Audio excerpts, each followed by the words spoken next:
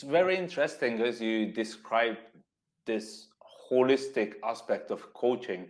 And what springs to mind is that historically, the school and the family used to take on this role so Mhm. much that usually people were more connected to their families and to their immediate environment, and they were guiding them through life on the bigger picture, the bigger aspect. Whereas now we have access to so much more information and we have so many more opportunities in life. We move abroad, just like you moved to Yeah, Canada, right?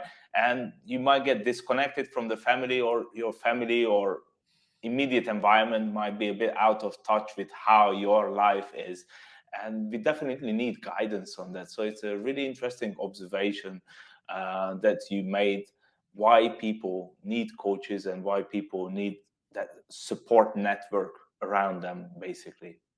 exactly. And I love what you touched on the family and essentially the culture around you, because there's an old saying, and you're likely very familiar with it, as is your audience.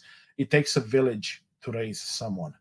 And what that Mm, really means is that, the way I see it is, it takes a village because you need all those people to provide a different perspective, to provide a different type of mm, approach or lesson. So then the child, or the person in that case, can form their own opinions.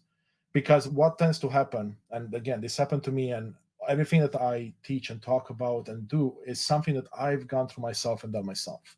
So what I'm talking about is the idea that, if like the example you gave, you only have a few people in your life that you work with or interact with or get your information from, you're likely going to develop even more biases than we normally would have, and you're likely going to miss out on many opportunities because you only know what you know. So if you're not taking in new perspectives, if you're not challenging your own thought processes, and I'm not saying challenging them so you can change them, but challenging so you can confirm to yourself that you still agree with whatever it is that you believe.